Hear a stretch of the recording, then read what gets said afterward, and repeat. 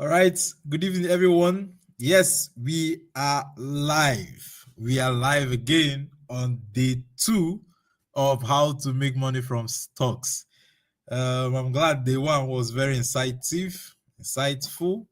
I'm glad we got value from it. We have yet another package for you today. Today is day 2. And what we're going to be focusing on today is actually how to select the right stocks.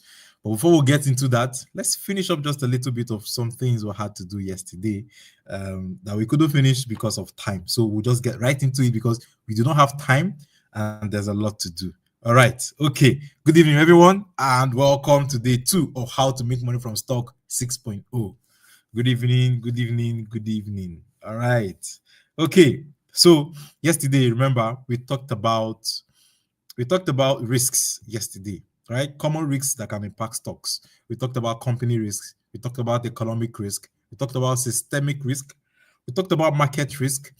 And today, we want to talk about ways that we can mitigate these risks. So there are ways we can apply and start mitigating the risk.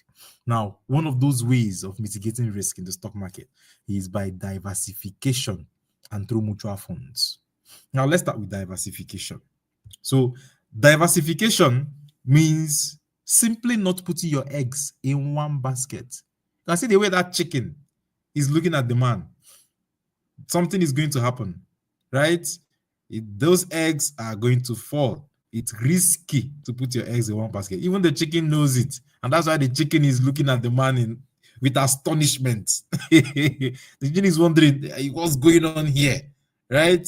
So never put your eggs in one basket. So the art of distributing your eggs into different baskets is diversification, right?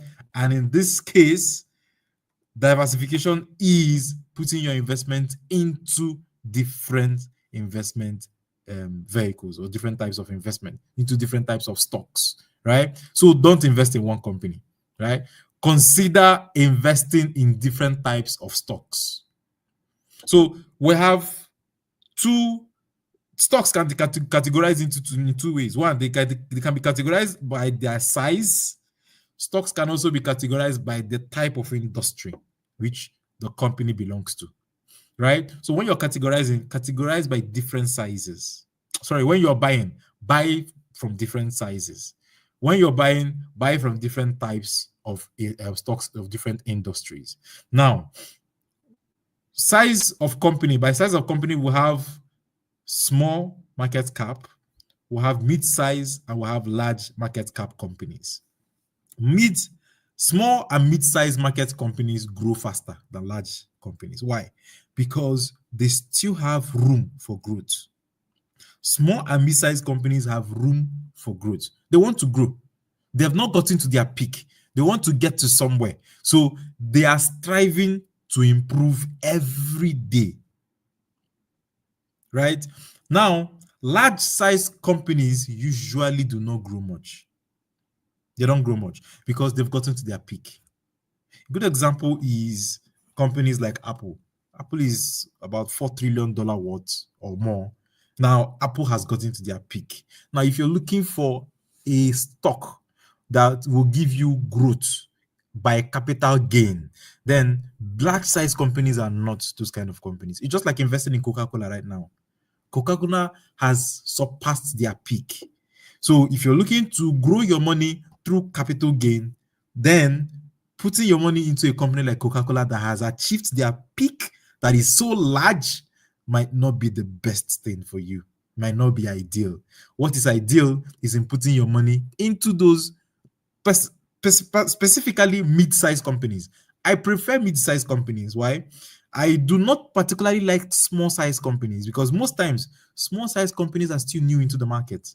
So they can easily fall off of the wagon, right? Because they are not strongly rooted in their industry. Now, mid-sized companies are strongly rooted and they have the capacity to grow to become large-sized companies. Small-sized companies have also the ability to fall off. They can easily knock them off. big competitors can easily knock off small size companies. That's the reason why I do not encourage small size companies unless you are sure that you have done your due diligence and this company has very good prospects. Then you can go ahead, you will make good money from them. But if you're not sure, to be on the safe side, if you know you can't do proper research, then you have to avoid a lot of small size companies, right? Companies that their money tend to be from like 11 billion, 10 billion and above, dollars. Those are the type of companies that you should be looking into. When you see a company, $800 million, $500 million, it's a bit risky. Anything can happen. It is not good enough capital to ensure guarantee for long term, unless they have a very strong product to keep them growing, right? And of course, it's all about the product of the company. So if once they have a strong product, why not keep on, hold them, and keep on moving? So that is it about small, mid-size, and large-size companies. Some large-size companies are also good for dividends, right? Because they've been able to establish themselves, they've balanced in the market. So all they do is just make profit and share dividends with people. But most of them is expecting that they will keep growing like the mid-sized companies. You might not really get that from them. All right. So now another way is by type of industry, by diversifying. So by investing in a variety of industries, right, investors can diversify the risk of one or two industries performing poorly. So you don't put all your eggs in one basket. If you have $1,000, £1,000, right, 100,000 naira, however, to invest, okay, put your money into different types of industries. Don't put your money in one industry. Don't say because you love. Investing is not about emotions, right? Investing is passion, but it has to be logical driven passion.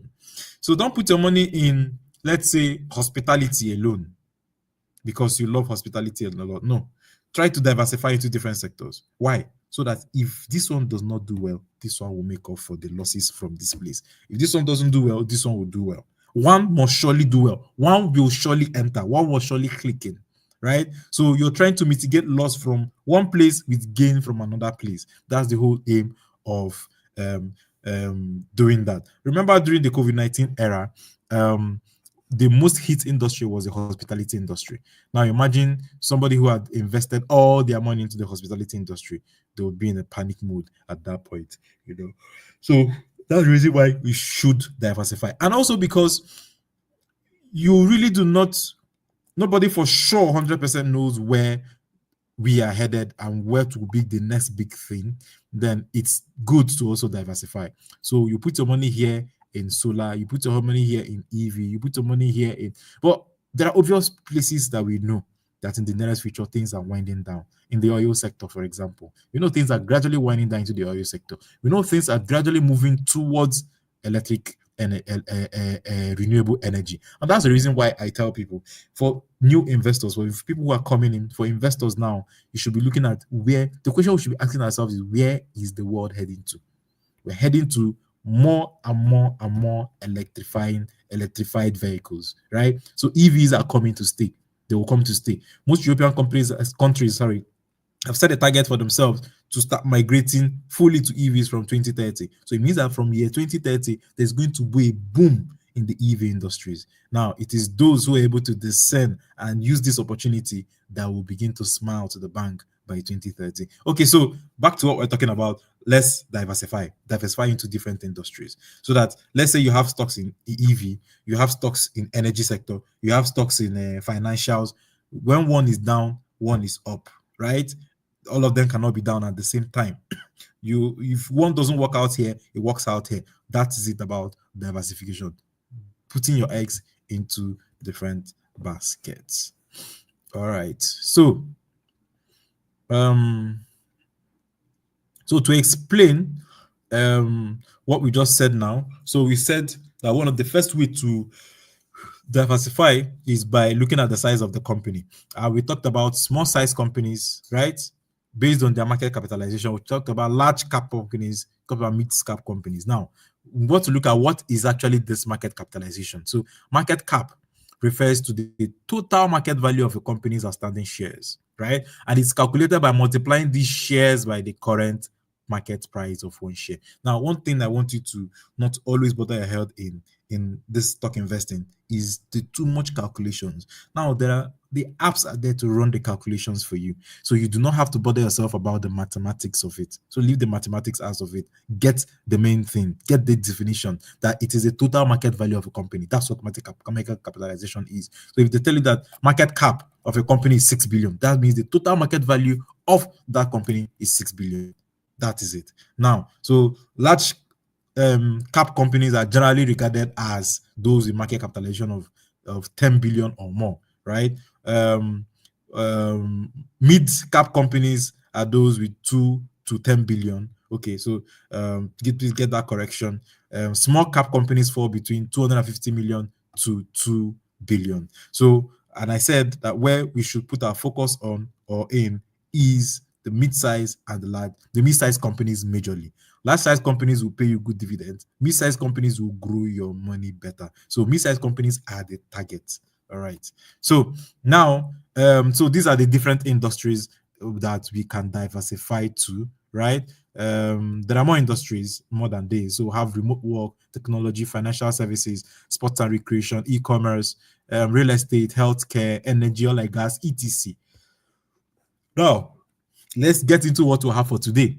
What we'll have for today is choosing the right stocks. Now we're getting into today's work, right? And today starts with mutual funds. Remember, one of the ways we can mitigate risk is through mutual funds, right? So there are many investors who are comfortable with the risk of investing in stocks or bonds, but they are not confident in their own ability to select a well-diversified portfolio, right? So in order to address this issue, mutual fund investments were developed. So what mutual fund investors do is that they come, take your money and invest on your behalf, right? And you pay them a fee for that. Who are the mutual fund investors? They are the Vanguards. They are the Fidelity, right? If you come to Nigeria, they are the Stanbic IBTC, right? They are the different investment platforms that we know who do investment on your behalf. Those are the mutual funds. So anybody who is able to pull funds from different people and invest and then return their money, they are mutual fund holders. So, and why this happens is for people who are not confident in themselves, right? But who are also willing to take the risk, because a mutual fund investor investing for you does not mean that it is risk-free, right? So if something happens in the investment, then you're also going to bear part of the risk. But no matter whether it goes up or it comes down, they will still collect their fee. Although most of the time their fee is hinged on how much returns that you get. The percentage is hinged on the returns you get. So most times they try to make sure that they put the money in more stable investments. Most times what they do is they put their money in bonds, right? They put it in bonds. So because they are collecting money from different people, so they are able to invest a lot in bonds. So they can invest in a bond of, let's say, 10%. At the end of the day, they will tell you what they can pay you is 8%. So that's the way mutual funds work. So it's just short, long story short, mutual funds are companies that are here to do investment on your behalf. They are here to do investment on your behalf. All right. So now, mutual funds, index funds. Now, what are mutual funds? Now, what are index funds? So now we understand that mutual fund is a company, right? Or individuals or investment platform that pools resources from different people to invest somewhere. That's what they do, right? They take from Obi, Okeke, Adewale, Adeyinka, Musa, and they combine, take their money and go and invest. Now, we also have something related to that on the stock market. Now, mutual funds holders do not operate on the stock market. They operate strictly offline. They don't do on the stock market. Sorry, they buy from the stock market, but they are not on the stock market. And most times the stocks mutual fund holders buy, they buy directly from the companies. Let's take, for example, if you want to invest with, let's say, a mutual fund holder, let's say Vanguard. If Vanguard is buying security, let's say Tesla, most cases, Vanguard does not buy Tesla from the stock market. Vanguard goes straight to Tesla to buy their stocks. That's the way mutual fund runs. But now we also have something similar to mutual funds, but on the stock market. And that's what we call index funds. And an typical example of that index fund is what we call the ETF. We call ETF is called exchange traded funds. So exchange traded funds are index funds that we can invest in on the stock market. Now, index funds also are a basket of securities. Index funds usually track the market performance. The most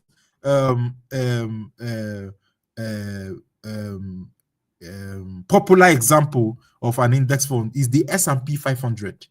So the S&P 500 tracks the 500 biggest companies by market capitalization on the US stock market, right? Okay, now let's look at our slide and see how index funds actually work, right? So we said they are a basket of securities. So let's pretend that there's an index fund that is made up of Apple, Microsoft, Amazon, Alphabet, that's Google, and Tesla. Now, let's assume that index fund gives 30% of their investment to Apple, gives 30% of the investment to Microsoft, 20% to Google, which is Amazon. Sorry, 20% to Amazon, 10% to Google, 10% to Tesla. Now, in one trading day, let's assume that Apple's share price went up by $5. Let's assume that Amazon's share price went up by $50.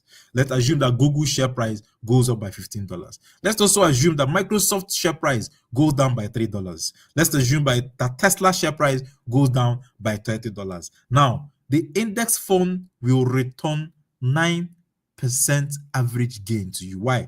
Because it's going to add the gain of Apple minus the gain of minus the loss of Microsoft plus the gain of Amazon plus the gain of Google minus the gain of Tesla. So he's taking the average of everything, all the stocks, gain and losses within it. And that is what it's going to give you as your return on investment. So when you invest in index funds, you're not going to make so much money, and you're not going to lose so much money. And that is one way of mitigating risk. And that's the reason why we tell people who are new to the stock market to start with index funds. Start with ETFs, right? Because they are safe for you to invest in. They are safe. So if you were to invest in only Apple alone out of this, it means that in one trading day, you're going to have $30+. So you're going to have $5 in one trading day per share. If one trading day, if you invested in only Amazon, you have $50 per share as gain. But also, let's say you invested in only Tesla, then you lose $30 per share in one trading day.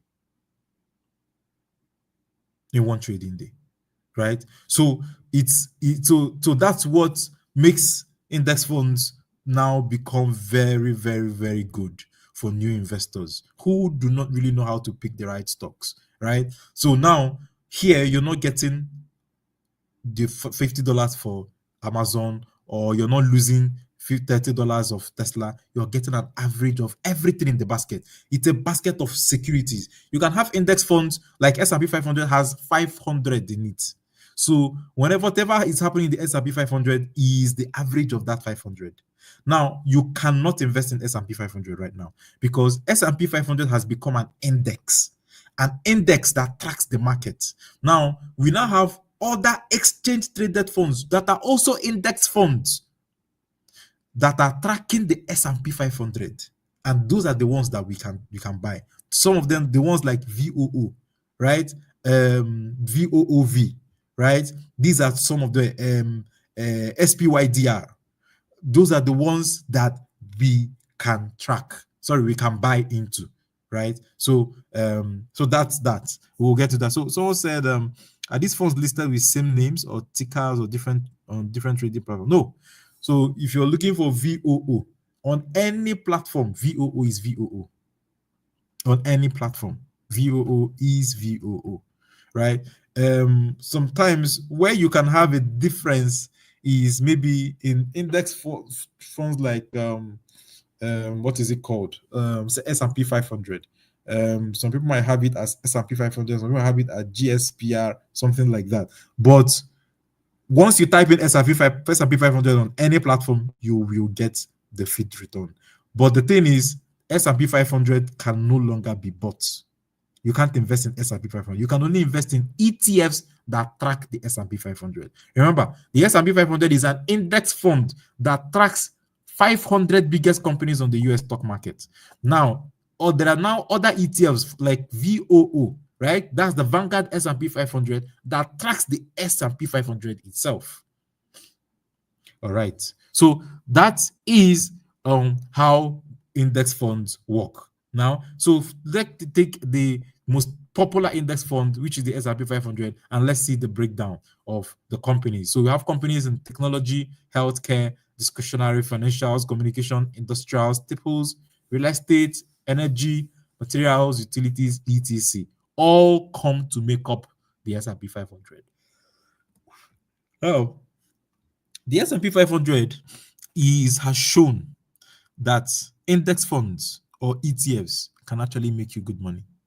Now, we analyzed the return on investment from the S&P 500 from 1983 to 2022, and it gave a return, an annual average return of 11%. Now, if you bring it up forward to 2024, we'll have an annual average return of 10%. Now, that is the reason why it is a secure way to invest. Now, that is not to say that there are not years. If you look at this chart, if you look at this these values, you see that there are years that are red, but the years of green are better than the years of the red, are more than the years of the red, which shows that the S&P 500 is profitable. And if the S&P 500 is profitable, it means that the US stock market is profitable. That's what it means, because the S&P 500 is tracking the 500 biggest market cap companies in the US. So it means that the US stock market is profitable for you to have 10% return on investment in the last over close to 40 years. So it is profitable. Now, imagine having invested in the stock market and you're getting just now, this is if you invest in an index fund like this, that's when you're getting the 10% return. Well, if you're able to choose the right stocks, you can get way, way above that. But now, just playing safe, imagine having 10% return on investment on your stocks every year, compounded for the last 20 years. Imagine starting 20 years ago, where your investments are going, is going to be by now. All right. So that is one way, right, of mitigating loss, of mitigating risks, right? We looked at mutual funds, letting somebody do it for you. Now we looked at not letting somebody do it for you, doing it yourself, but through index funds. Okay. So we'll look a little bit at asset allocation, right? Now, this is another way to mitigate risk. So asset allocation involves identifying how much of your investment portfolio will be distributed among the various asset classes, like stocks, like bonds, and cash. That's asset allocation. So asking yourself, how many of my investments will be in bonds? How many of my investments will be in cash? How much of my investments will be in stocks? How much do I want to put in stocks? How much do I want to put in treasury bills? How much do I want to put in cash? That is diversification, right? Now, something guides us in this diversification, in this asset allocation, rather. This is not diversification anymore. This is allocation. Something guides us in this asset allocation. There's a criteria. There are 3 criteria that guide us in allocating our assets, right? One is time horizon, right? So time horizon is the length of time you have to invest. So the longer your time horizon, the more aggressive you can become with your investment money. Now, we read The Intelligent Investor, and a lot of times we kept hearing the aggressive investor, the defensive investor. Now, for you to be an aggressive investor, then you must have time on your side. Why? so that in case you lose money, you have time to recoup your losses. Now, time horizon is also a function of age. The time a 20-year-old has in investing is not the same time a 50-year-old has. The time a 40-year-old has is not the same time a 60 or 70-year-old has. So in investing, in allocating your assets, then you have to make sure you look at the time that you have. And that's the reason why you have to attend classes like this to understand. So you don't go investing just because other people are investing. No, you invest because you want to invest and because it tallies with your goals, which we will come to. So you need to look at the time you have. How much time do you have? Do you have enough time to stay put in the stock market or to invest more in the stock market or not? Another thing to look at is your risk tolerance. Your risk tolerance will determine how you allocate your assets. Remember, some assets are more stable than the other. Some assets are riskier than the other, right? Assets like bonds are safer, especially government-backed bonds are safer than stocks, right? So you need to look at your risk tolerance. Your risk tolerance will determine if you're going to play it aggressively or if you play it defensively. Are you going to do more of stocks or less of stocks? Are you going to do more of bonds or less of bonds? So you realize that you're somebody, you're at a point. Just a few weeks ago, I told the people in the clique about risk tolerance. We talked about this risk tolerance, and I told them that risk tolerance is something that also increases with age, or decreases rather with age. Your risk threshold reduces with time. As you age, you are less akin to taking risks as you get older. So it's easier to take risk when you're younger. So when you're older, it's also better to play it safe. One, even for the sake of your health. You do not play it so aggressively because that will be making it very risky. The truth about the market is the riskier it is, the more money you can make. Right? But then the riskier, there's also a possibility of losing money because it is more risky. So look at your risk tolerance. And your risk tolerance is also a function of your age.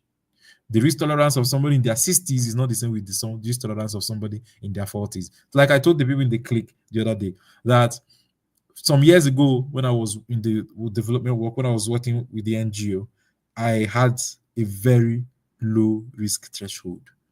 I worked in Borno State. Working in Borno State, I took risks. Then, going to certain places in Borno and out of Borno to Yobe, took certain risks that today I cannot take anymore, right? So it's a function of age, a function of responsibility. A lot of things come into play when you look at risk, right? So you need to know your risk tolerance. Don't take what is beyond you. Know yourself. You have to know thyself. So don't do something you know that after doing it at the end of the day, you'll get high BP. And that's the reason why when I'm counseling people who are aging, who have aged in investing, I do not suggest very risky investments. If at all I suggest stocks investments for them, I keep them strictly on ETFs. Because just like we even say that when the stocks are down, you should be calm. You cannot be telling that to somebody in their 70s, right? Because their risk tolerance is not the same. And because they do not have the time that the person in their 50s have. Somebody in their 50s still has even 10 years to recoup losses. Somebody at their 70s do not have that much time or luxury of time. Health is not on their side to be exposed to that amount of risk. All right. Now, the third thing that determines our asset allocation is investment goal. Investment goal. So your goal will determine your asset allocation to determine the type of asset you invest in. So the question is, if you want to be doing just bonds, treasury bills, will it achieve your goal? Will it help you achieve your goal in the next 5-10 years? If you want to do stocks, will it achieve your goal? So your goal will determine also where you put your money. So you're looking at growing your money aggressively in the next 10 years. It means you need to be in the stocks. You need to be with stocks, right? So now that also brings us to the different categories of investors. So we have investors that are conservative, we have the ones that are moderate, and we have the ones that are aggressive.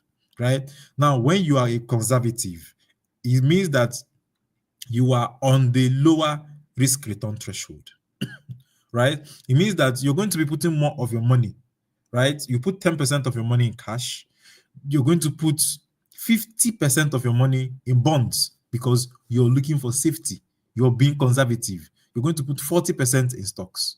Now, when you want to be moderate, 5% only will remain in cash as emergency funds. You're going to have 60% in stocks and 35% in bonds. So you're now giving an upper hand to stocks when you're a moderate investor. Now, when you're an aggressive investor, it means that you're going all out. 80% of your assets are going to be in stocks. You're going to have just 15% in bonds and 5% in cash. Then you're going aggressive. You're making it very aggressive. All right. So before you even start investing, you have to choose a strategy. One of the problem people have is that they don't have a strategy before they start. Excuse me. You must have a strategy before you start. If you don't have a strategy, then it means that you're going to be blown by the wind, and wherever the wind goes, you go. Right? So there are different strategies you can adopt when investing in the stock market. Right? Each of the strategies come with their own risk return profile. Now let's look at the buy and hold. So this passive strategy involves purchasing stocks and holding them for a long period, regardless of the market fluctuations. So the idea is that over time, the stock market tends to increase in value and long-term investment will benefit from the upward trend. And that is true. So buy and hold strategies include investing in index funds over long time horizons. So you buy and you hold. It doesn't matter what is happening in the stock market, whether they said Trump had made this, done that, market has gone down, you're not disturbed because you know that on the long run, right, things will even out. That's the reason why from 1985 till now, the stock market has an average return of 10%. So it means that it is really, really, really, really profitable, right? So buy and hold is one strategy everybody should have. If you do not have this strategy, it means that you're going to be pushed by market volatility. If it goes down, you rush and buy. If it goes, if it goes up, you rush, you go and sell. If anything, anytime the market dips, you are scared. You don't have to be scared. If you're investing for at least even 5 years, you have no reason to be scared. At the end of the day, things will even out. So far, you are sure invested in the right stocks. All right. So another strategy is growth investing. Growth investing is focusing on finding companies that are expected to grow on an above average rate. So you're looking for growth stocks. So there are people that their strategy in investing is growth stocks. That's all they do. Right? So growth stocks may not pay you dividends, right? But they have the potential for capital gain. That is what growth stocks are for. Like I said earlier, growth stocks can take you from $100 today. Tomorrow you see it selling in 3 months' time, it's selling at $250.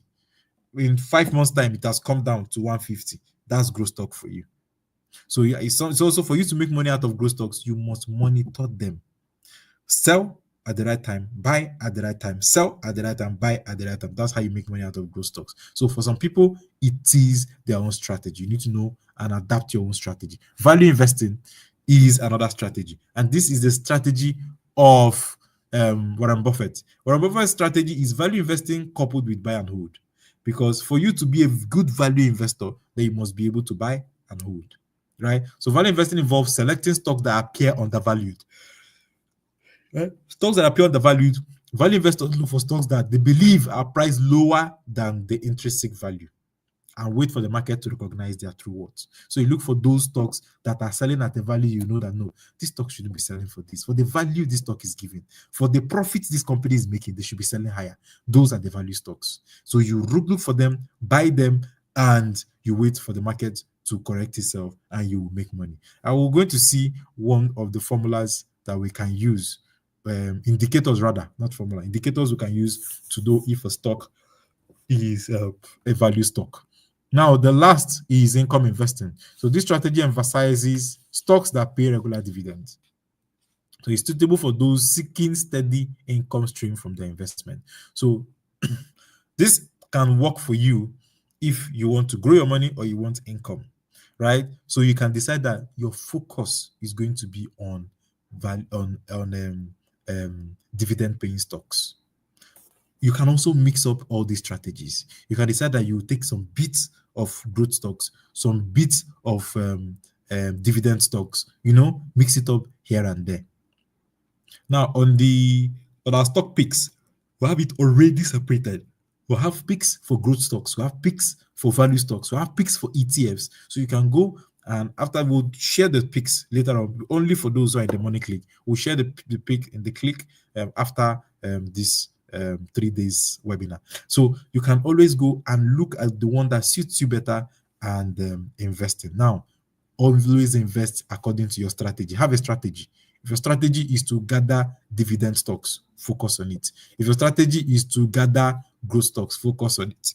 If your strategy is to have a mix of both, then fine and good, but have a strategy. Now, there are certain questions you must ask yourself. There are certain questions you must ask yourself before buying a stock. And this is very important. This is very, very important. And I want us to listen carefully to this. The first question to ask yourself before buying a stock is, what are the company's products and are they in demand? Now, if you've lost money in the stock market before, it's because you have failed to ask yourself these questions before buying a stock. These questions are important. If you do not answer them, you're going to make mistakes. And if you make mistakes, it means you lose money. And by the time we're done with this question, you will realize that what you did before in buying stocks was a play, was a joke. You just went and wasted money and came back. Or if you did not waste money, you were just lucky. Now, the first question to ask yourself is, what are the company's products and are they in demand? You don't buy a stock without looking at the product of the company. It is a no-no. You don't invest in a stock without looking at the product of the company the stock is representing. The company comes first. That is your due diligence. It's looking at the company. So what are the company's products? Are they in demand? See, a lot of reasons, a lot of people fall prey to scams and schemes, Ponzi schemes, because they do not understand what investing is. How do you invest in something that does not, a company that does not have a product or a service? Every company must have a product or a service. If you don't know their product or their service, do not buy into them. Because if they don't have a product or a service, how are they surviving? And that's the reason why I wonder why people take their money and put in things like CBEX, MMM. They do not have a service. There is no product. So what are you expecting? They are robbing Peter to pay Paul. It's just a matter of time before everything crashes. Some people go and invest in stocks. They don't even bother to ask, oh, this stock, what's the company about? They just tell them these stocks are good to just buy. Somebody just tell, there's this stock, go and buy it. They just buy. Or they just come to your office and preach it to you, you buy. No. You need to know what they are selling. It is not the stock. Remember, it is the product that creates the value, that creates the demand on the stock market. Don't mistake this. The product creates the value that creates the demand on the stock market. If this phone, the company of this phone is not selling, if this phone is not in demand and you buy their stocks, you're not doing yourself well. You're doing yourself a disservice. So imagine that which phone now? BlackBerry phones are no longer in demand, and you're going to buy stocks of BlackBerry. What are you expecting? What's the goal? So you need to look at the products the company has and always ask yourself, is this company's product in demand? What is even their product in the first place? What's their product in the first place? And are they in demand? Are they the top people in that field? That's why I keep telling the story about, in fact, I'm going to mention the company today, about a particular client who came to me, and the person was opinion that the stock market is bad, the stock market is this, the stock market is that. So, and I asked the person, all these things you're saying about the stock market, which company did you invest in? The person invested in the Nigerian stock market. Said she lost money. She and the husband lost money. They can't do stocks again. I said, which company did you invest in? And they sent me the list of the companies, and I looked at it. I saw a Guinea Insurance. Now, in the sphere of insurance companies in Nigeria, what business do you have to do with investing in Guinea Insurance? You do not invest in the insurance companies that are making waves. You did not invest in the insurance companies that their services are in demand. You invested in a Guinea Insurance that eventually folded up. And that's the problem with when people invest. They forget about the company. They think it's just about the stock. No, it's about the company. The stocks are just a representation. It is what happens in the company that will drive the stocks to either go high or come down. The person did not see big insurance companies doing well in Nigeria to invest in. And the person went for the least of the least and expected magic to happen. So you must ask yourself that question. The next question you ask yourself is, how is the company's industry performing as a whole? You're not going to see where there is fire and just jump in. How is the company's industry performing as a whole? Now, we're in a situation where you see that, oh, let's say the oil sector is dwindling, things are going down, and then you still want to look towards the oil sector for the next 20 years. No be juju be that. So you need to look at how the whole company's industry is performing. It doesn't matter if that particular company on its own is doing fantastically well. If the whole industry as a whole is doing wrong, is not doing well, then there's something wrong. You need to move away. You need to move away. It cannot be a situation where the hospitality industries are all down. They are not doing well. Things are not going well in the hospitality industry. And that's where you want to invest in. No, you need to look at the industry. Or they tell you that, no, it's just one company in the hospitality industry that is doing so well. Just invest in them and forget about what is happening in the industry. No, you cannot. They say aviation industry is not too good and you want to go there because there's one particular word that is, no, look at the industry. If the industry performance as a whole is not good, then move away. Move away. During COVID-19 pandemic, it was very clear that some industries were not doing well at that time, right? Industry like hospitality, transportation, at some point they were down. Most of them were going bankrupt. Okay, so you need to look at the whole industry. Now, the next question to ask yourself is, how has the company performed in the past? You cannot invest in stocks without looking at the past of the stock. That's why reading charts is very important. You must have to learn how to read charts. Understand simple things in charts, on the charts. That's part of what we're going to do tomorrow. Just show you simple things and simple ways that you can read charts. Tomorrow is going to be a lot of hands-on. We're not going to be doing much of reading and all that and talking tomorrow. We're going to be showing you, we're going to be on Yahoo Finance, showing you as we go. So you need to look at how the stock has performed in the past. Now, we always tell you that investors are emotional beings. We're all emotional, right? And because numbers do not change, but because behind the numbers are emotions, they will keep changing. That's why you see that there are certain times of the year when investing is on the high. There are times of the year when it is low. Why? Because we are all driven by emotions. So there's certain things that will happen now that will trigger something the same way it has happened in the past. It's the same reaction. People give the same reaction today. Like I told you, if, for example, Cristiano Ronaldo decides to sign for another club that has a good presence on the stock market, what happened in 2022 might happen again. It might not be Cristiano Ronaldo, it might be another player.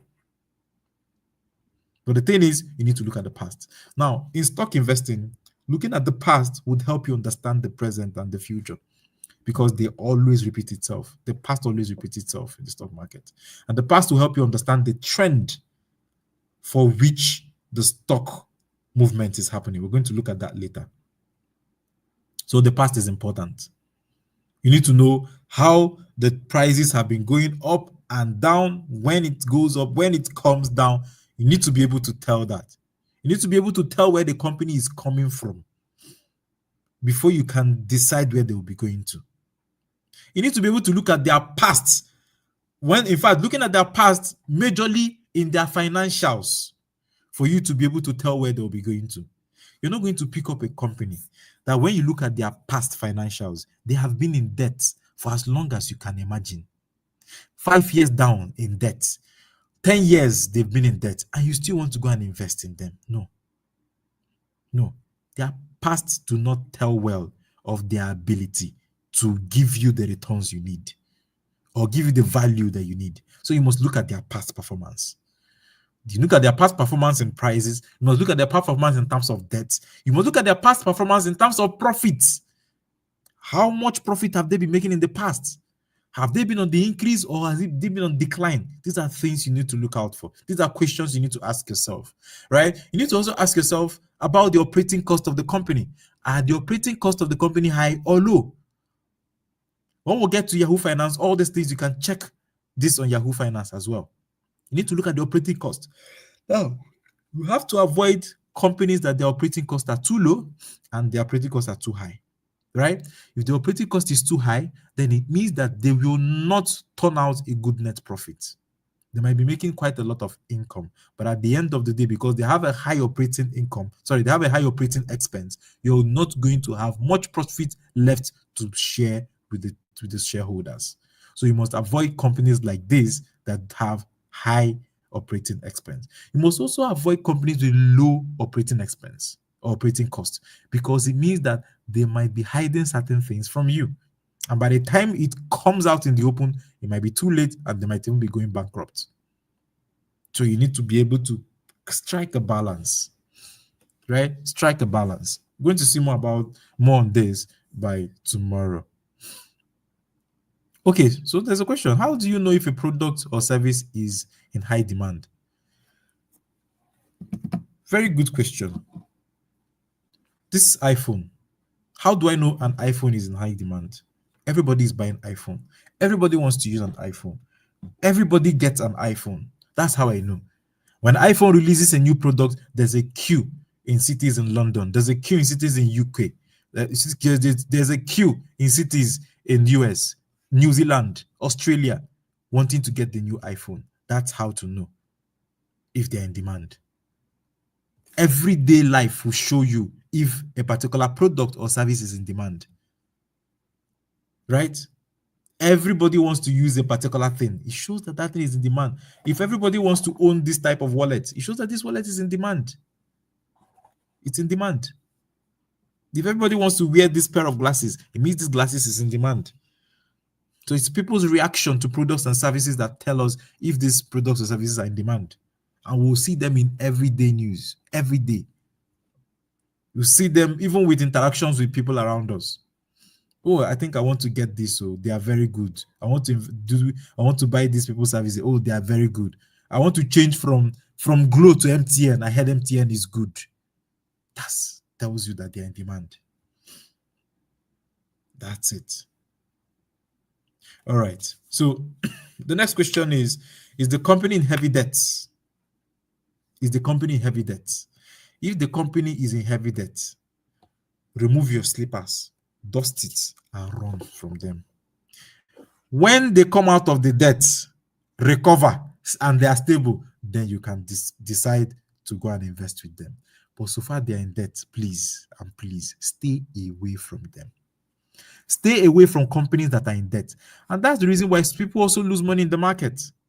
Because people go and invest in companies that are heavily in. I have made that mistake before. I have made the mistake before. I've bought into a company heavily in debt. Eventually, the company folded. The company is a retail. I talked about it yesterday a bit. It's a retail store in the US. Eventually, the company folded, and I lost some bit of money. So avoid companies in heavy debt. When they come out of the debt, excuse me, then you can go ahead and invest in them. But so far they're in debt, allow them. Let them raise their head above water first. And get themselves stabilized before you invest in them. Avoid companies in debt. Because if, excuse me, that company in debt should collapse, your money will collapse with them. Remember, when you invest in the stock market, you become a shareholder in the company. So by becoming a shareholder in a company in debt, you too, you've joined them. So if they go bankrupt, you go bankrupt. Your money goes. So please avoid companies in debt and always ask yourself that question. Is the company in heavy debt? Now, excuse me, please. A company can be in a very mild debt. It's not something to worry about. Right? Most times, most companies borrow money here and there, here and now, for them to do some business. There's nothing wrong with that. Right? You can see debt in a few hundreds of thousands and all that. But how do you know if a company is in heavy debt? When it has been consistent. 5 years, they have not been able to make profits. 5 years, at the end of looking at that, the end of if you look at their income, you take away operating expense, take away tax, they don't even have anything anymore. They have to borrow to stay even. Now you know that's a problem, and it has happened consistently. Then there's a problem. And also, I forgot to tell you that in comparing the past performance of a company, whether as regard profit or debt, you have to compare in quarters, right? So let's say you want to compare how Tesla performed in the last quarter as regards last year, then you have to compare last quarter of 2025 with last quarter of 2024. The reason being because of seasonal changes, right? Because we said people invest with emotion because of seasonal changes. How people might be investing in winter will not be how they invest in summer. So you need to be comparing summer and summer and winter. So you're not comparing summer with winter period. I hope you understand. So that's the reason why we compare quarters in the last 1 year, in the last 2 years, rather than comparing. So you're not comparing quarter one and quarter two. No, you compare quarter one of 2025 and quarter one of 2024. That's how you do your comparisons. All right, so let's move on. So is the company in heavy debt? You need to answer that question. If they are, please run. The next question is, what are the obstacles and challenges the company faces? You need to be able to foresee. If I want to invest in this company making this, I need to be able to ask myself, what obstacles and challenges can this company foresee in the nearest future? What obstacles and challenges can they foresee? Now, if I can foresee some obstacles for them and I do not see them coming out of that obstacle, then I should not invest in them. If I see challenges for this company and I do not think they can come out of that challenge, then I'm not going to invest in them. If I realize that, buying a BlackBerry now, it means that would BlackBerry come back, maybe the phone even lose fantastically well, should I buy their stocks? But if you look at it, can they still compete with Android? Can they still compete with Apple? They cannot. Stay away. Now, this question of what are the obstacles and challenges the company faces is one of the reasons why I do not encourage people.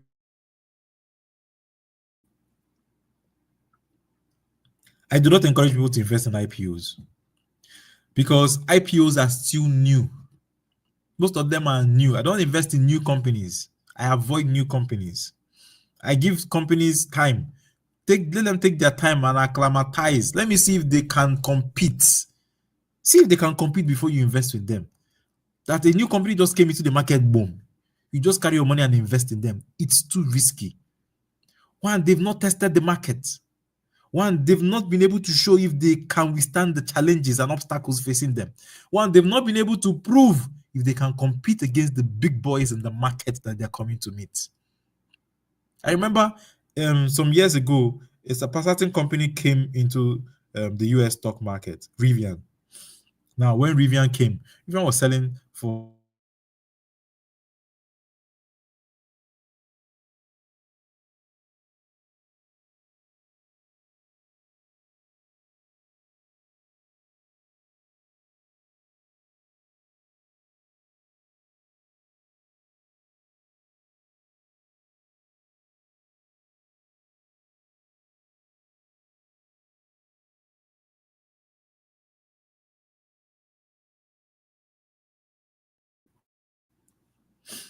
Okay, sorry for that hitch, please. Okay, we're back now. All right. So we're talking about the obstacles and challenges the company faces. And I'm saying that this is the reason why I do not like to invest. I do not invest in new companies, right? Because they have not been tested and trusted. Now, being tested and trusted is not just for their services, it's for the competition they will meet. Just like some companies, some cement companies have tried competing with the likes of Dangote, they have not been able to withstand the challenge. Now, is if the company is not ready to compete with the likes of Dangote, then it is a risk for you to invest in them. Because Dangote is so big that they can crash their prices just to eliminate a newcomer in the market. Right? You say you're a newcomer in the market. Dangote has been there in the cement industry. And you come in as a newcomer, even if you reduce your price. Let's say Dangote is selling for 10,000. You can go and reduce your price to 9,000. Dangote has the ability, they have the capability to reduce their own price to 1,000. People will buy theirs and nobody will buy from you. You will go out of business. Dangote will recoup their losses.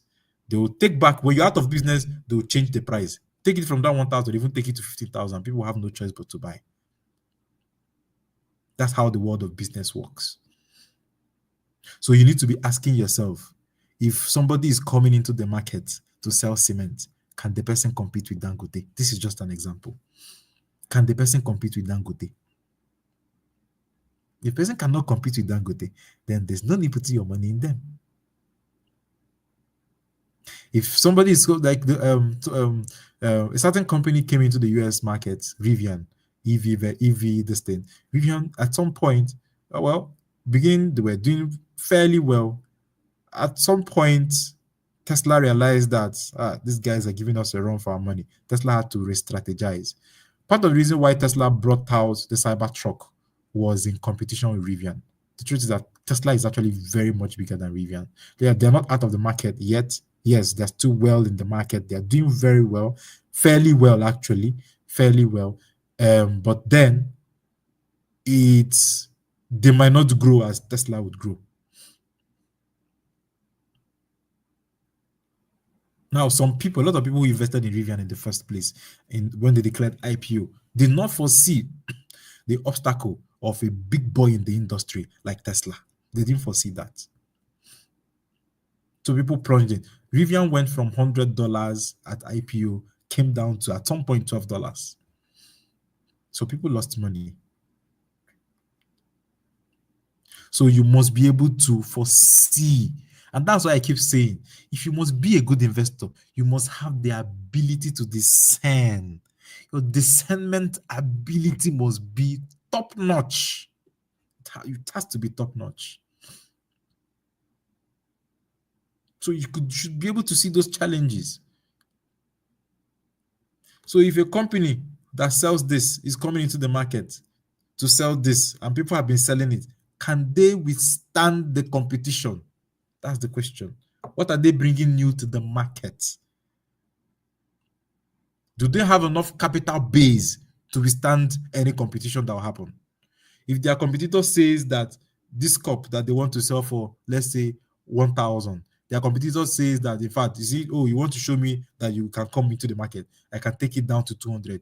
Can they take it down to 200 and compete? Will they survive? All right, so let's move on. The next question to ask is the stock undervalued?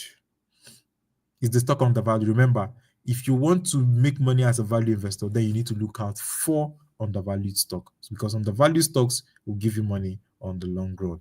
Now, there are 7 golden rules in choosing a stock. Now, the first rule is to think long term. If you're choosing a stock, please think long term. If you're not thinking long term, you're making a big mistake. Very huge mistake, right? So, trying to time the stock market or risking it all to double your money a year is at its best speculating, or worst, gambling. So you do not expect to turn your money around in the stock market in 1 year. That is not realistic. That is not the definition of long term. That's why I tell people I do not teach trading. Funny enough, do you know that before this CBEX thing happened, somebody actually in the click, here in the money click, funny enough, this person did not register for this stock class. So I didn't know what this CBEX thing was. So one day the person came and asked me, "Do you teach about investment platforms like CBEX?" I mentioned one other one. I didn't know what it was. I looked it up. I'm like, I really don't know what it is. But one thing I know is that I do not teach crypto and I do not teach trading. Anything that is speculative is trading. So anything that is speculative, I do not dabble into it. I don't do speculation. Because speculating is gambling. It's the same thing. They are one and the same. There's no difference. There's no difference. For another person is not in this class. And this kind of person can still fall prey again tomorrow to something like that. I don't know if she fell prey to that one already. But to even consider it means you are likely to buy into it. So think long term. Think long term. If you're investing, just put the money there and forget it. Forget it for 10 years. Forget it for at least 5 years. At least 5 years. You will reap the benefits. Trust me. You will. You will. So Benjamin Graham talked a lot about margin of safety. So the idea of margin of safety is that you want to buy a business at the price that is low enough, right? That even if your assessment of that business is completely wrong, you still wouldn't lose much money. But for you to achieve this, you need time. So that's the whole idea of value investing. That's the whole idea of margin of safety, is that you want to buy this, the stock of this. Then you're buying this now because this guy is selling at a very low price. This guy is making so much money in the real world, but their stock price is so low, which does not match the price, the amount they are making. Now you buy this guy, that even if you are wrong about all the things you're supposed to know about this guy, you still will lose money out of this guy because last, this guy is selling at a lower price than it should. That's the thing about value investing. And for you to make money out of value investing, you must think long term. It's not today and tomorrow. One of the things that make people lose money a lot, not just in the stock market, is this whole idea. I think we have a culture of quick money. Everybody wants to blow overnight. Everybody wants to. If forex speculation, of course, yes, it is speculation. You are speculating. Yes. Forex is speculation. Speculation. It is. So there's this thing about making money quick, get rich quick idea or mentality in us as a people, and it affects us a lot. Some people will come to me and they will ask me, if I put my money in the stock market, will I make so percentage in 6 months? I say no, the stock market is not a gambling platform. But can you make money from the stock market in 6 months? Yes, you can. But it is not guaranteed. So it is not something you use as a yardstick. So think long term. And that's the reason why Warren Buffett to say that only buy something that you would perfectly be happy to hold. If the market shut down for 10 years, you are happy to hold it, right? So think long term. So now again, sorry about this mix up here. Good companies make good investments. So if you buy share of high quality companies at a reasonable price, you end up with a high quality portfolio with less risk. Good companies are ones that generate high returns on capital. That's how you know good companies. So the aim is to invest in good companies. Good companies are not in debt. Good companies do not need to borrow a lot because their business is self-financed. And that's the reason why Warren Buffett would say that it's far better to buy a wonderful company at a fair price than to buy a fair company at a wonderful price. It is better to buy a wonderful company very wonderful company at a fair price, than to buy a fair company at a wonderful price. Most of the time, people lose money in the stock market because they sell them fair companies at wonderful prices. Oh, it's so cheap. This is cheap. Before you know it, the price will rise. No, it doesn't really work that way. In fact, stocks with a higher price tag are more stable than the ones that their price tags are lower. And that's the reason why you should stay away from penny stocks. Penny stocks are stocks that are from $5 below. Or so less than $1. Stay away from penny stocks. Yeah, I think $5 and below. So if I get it right, stay away from penny stocks. Penny stocks will lose you money. Penny stocks is what the big boys in the market use for pump and dump. Now, let me explain what pump and dump is. So, because these stocks are very cheap, penny stocks can even be as cheap as 0.5 cents, $0.5, 5 cents per share. Yes, 5 cents. Rather 50 cents, 50 cents. Some are $1. So now, because these stocks are so cheap, the big boys in the market use them for their gameplay. So what do? So when they move their money into stocks like this, it shakes the stock up because the stock does not have a lot of quality. That kind of amount of money they pump into that stock will cause a seemingly kind of demand that will make the price rise. So imagine a stock that is selling for $1. And then these big boys in the market will take $5 billion and push into that stock. Definitely, there would be a rise in price because of the kind of amount they've pumped in, right? So now when they pump in that amount of money, the price of the stock will rise from $1, can even go to $5. When it happens, they let it rise gradually. It doesn't happen overnight. It can happen over weeks. Gradually, when it gets to the price where they want, maybe they want to sell it at $4 or $5. When it gets to the price where they want, they sell. And once they sell, because they are taking out a huge amount of money out of that stock at once, the stock will crash. It can crash to less than $1 than it was even before they bought. It will crash to less than $1.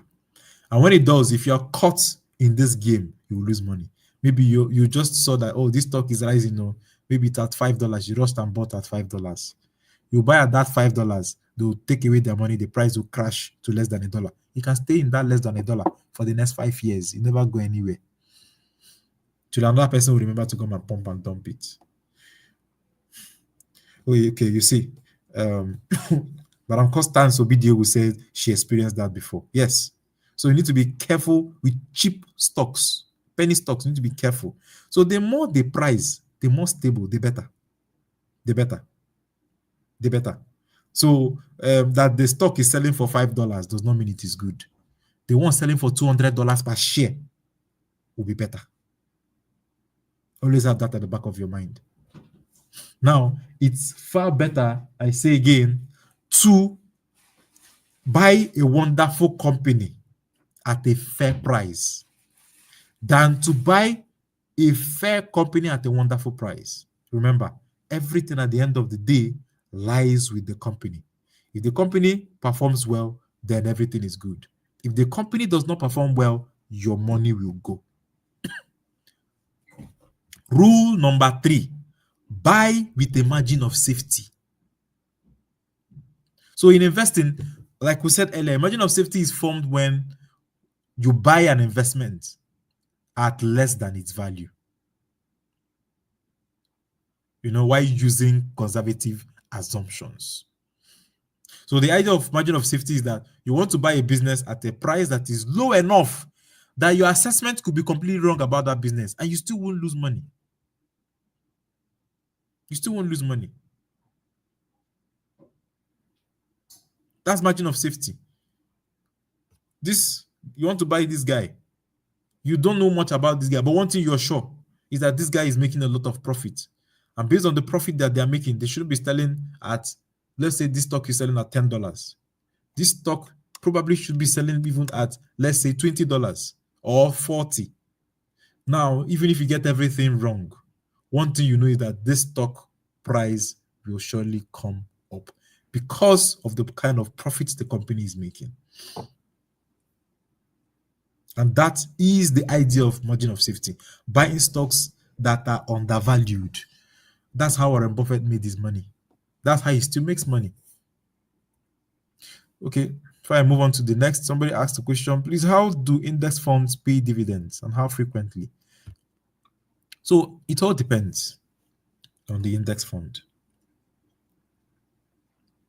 The same way other stocks pay dividends is the way index funds average their dividends. And not all index funds pay dividends. There are index funds that pay dividends, there are ones that do not pay dividends, and their dividend rate differs.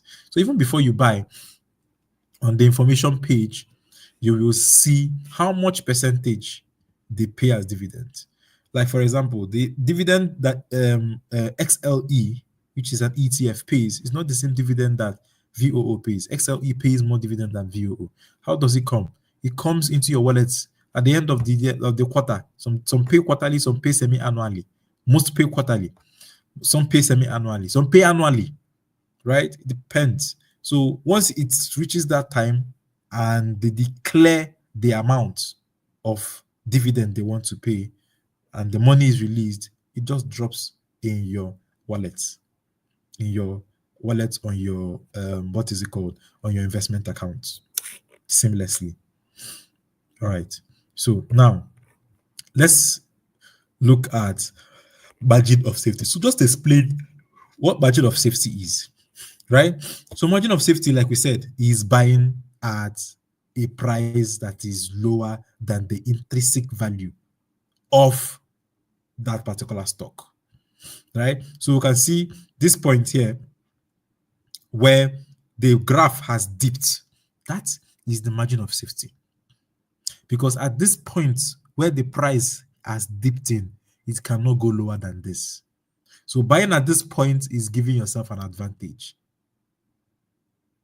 And looking at the green line, this is the intrinsic value.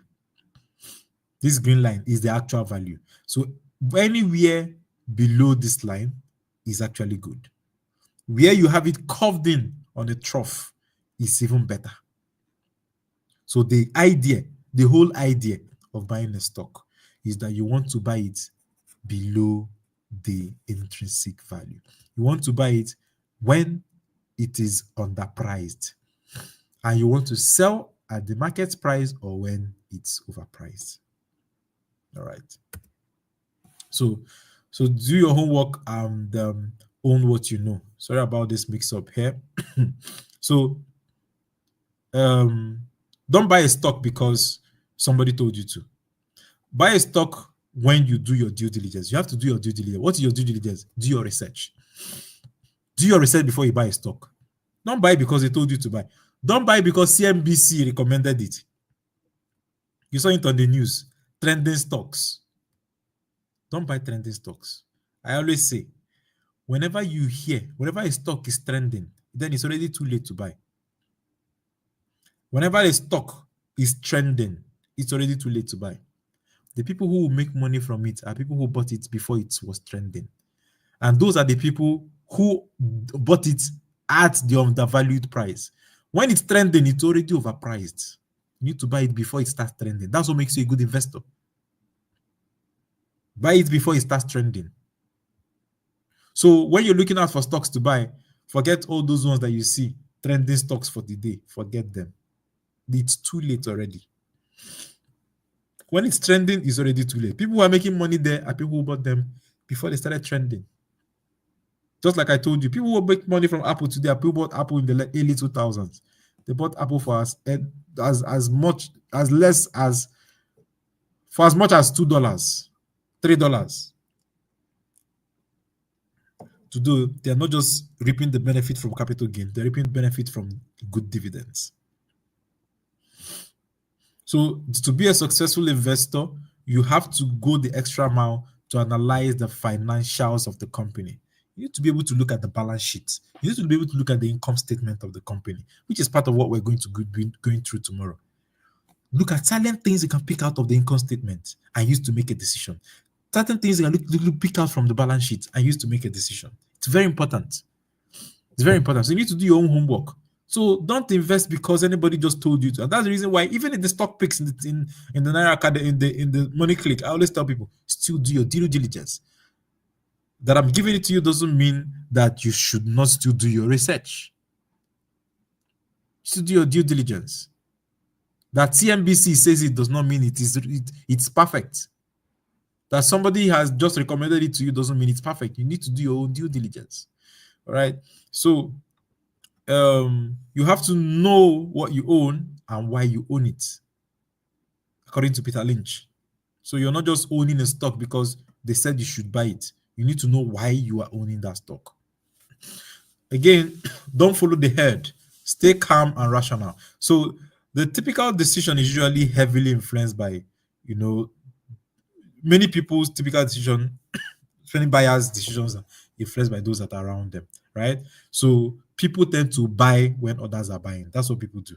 They sell when others are selling. That's why people buy trending stocks. Oh, stocks of the day, they will go and buy. Losers of the day, they go and sell. But that is not the recipe of a good investor, of an intelligent investor. So don't follow the crowd in investing. If you follow the crowd, you will not make money. You need to arrive before the crowd arrives. That's how you make money. If you're going to buy into this, you start buying into it before people even know that there's something like that is profound. By the time they realize and start buying and create a lot of demand, stock prices have rise, you make money. You've made money. So also, you must be able to stay calm when things are not going well. Don't follow everybody. Don't follow the herd. Don't follow everybody and sell because they said the market is bad. Don't sell. You need to have to remain calm. Control your emotions. Control your emotions. Now, for you to excel in the stock market, then you must be able to think differently from every other person. In fact, when people are running away and you think that place is good, go in and buy. They will come back. We read a story like that in The Intelligent Investor. Go in and buy. Or better to say that be fearful when others are greedy and be greedy when others are fearful. Right? So when everybody is saying they are buying into this cup, fear, don't buy into this cup. It's too late. When other people are saying, this cup, you don't want to buy it too, and you look at this cup and you realize that this is the only company that is actually even making a cup in the first place. This cup will continue to sell. Buy. They will come back. Buy. Rule number 6, don't put all your eggs in one basket. Right? And do not have many baskets either. That we say don't put all your eggs in one basket. Diversify. You now have several baskets. Right? So diversification is one of the most critical strategies for your portfolio, so that if one stock goes down, it won't sink up the entire ship. But as much as we think we'll make a mistake, we should be careful in diversifying. Don't diversify in too many different things at a time.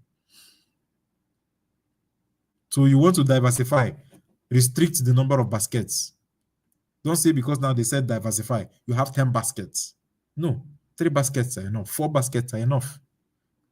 They say diversify into different companies of different sectors. You can choose 4 sectors and invest in. Don't now say that you want to split your money across 10 sectors. No. And that's how I would prefer to also say that we try to avoid buying a little of this or that when we are only lukewarm about the business or its price. When we are convinced to its attractiveness, we believe in buying worthwhile amounts. So if you really believe in the things that you want to buy, in this thing you want to invest in, let's say 3 different industries, put your money in those 3 different industries. Don't now go and invest in 10 different industries just because you want to diversify. So you need to also have some little ray of hope and belief into what you're buying into. All right. Rule number 7, never stop learning. Never stop learning. So perhaps the most important rule here is learn. Learn more, and then keep learning. Like I always tell people, even in our stock class, if we're going to hold another stock class tomorrow, it's not going to be the same with this. It will not be the same. If you've attended a stock class before in the past, then this is not how it is. There's always a change. There's always new things to learn. And as we're learning, we're putting it out. So never stop learning, right? Never stop learning about business. Never stop learning from great investors. That's why we're reading the book, Intelligent Investor. Never stop learning from your own mistakes. Very important. So Charlie Munger will say that the game of life is the game of everlasting learning. At least it is if you want to win. So learning is continuous. There's so many things to learn about the stock market, but we'll just go gradual. Like next year, the book we're going to read about the stock market is no longer The Intelligent Investor. It's even a more better book. Wonderful book. So learning never stops. It never, ever stops. If you want to succeed in the stock market, don't ever stop learning. All right. So now we're going to look at Warren Buffett's investment philosophy. His first philosophy is to focus on quality. Don't invest in junk. Don't buy a struggling business. Don't buy a Guinea insurance. I'm sorry to Guinea insurance. Don't buy a Guinea insurance. Don't buy a struggling company. Don't see all the good companies in an industry and leave them to go and buy the struggling one. No, don't do that. You will lose money. You will lose money woefully, very well. Very, very well. So focus on quality. It's not about how cheap is the stock, right? You need to look at the quality of the company. Are they profitable? Always ask yourself that question. Is the company profitable? Look at the company itself. Right? 2, don't follow the crowd. This is Warren Buffett speaking. So don't buy certain stocks because everyone else is buying. But at the same time, do not always aim to be a contrarian. Don't sell stocks that everyone else is buying. Because they sell, don't follow the crowd. Then if you now have this stock and everybody wants to buy it, you're not going to sell it. No, now. Remember, the market is moved by demands, forces of demand and supply. So if you own this stock and everybody is buying it, hold it. It means the price will go up. That's what it means. The price will go up. All right, don't fear market crashes. See opportunities in it. Just a few weeks ago or last month, we saw a market crash that happened in the US. Some people were afraid, but that was an opportunity to buy. See, the market crashed in a way that VOO, before the market crash, was like $553. When market crash, VOO went down to like $450. That was an opportunity to buy into VOO. An opportunity. So see opportunities. And that's the reason why I thought you need to be able to see opportunities in unseemly events. That's how you make money in the stock market. That's how you make money as an investor. As an investor, if you can't see for every situation, there's always an opportunity in it. Sometimes you wonder why there's an influx of Asians. A lot of people are leaving Nigeria every day. Every day you see people leaving and trooping out of Nigeria. But also, a lot of Asians, right, are trooping into Nigeria. Why? Because even in the chaotic nature of Nigeria, right, even in the not so good nature that people see Nigeria for, there are opportunities still in this country. And there are people who see them. And those people are coming in their numbers. You need to see the number of Chinese, Pakistanis, Indians that come into Nigeria by the day, Lebanese that come into Nigeria by the day. Why?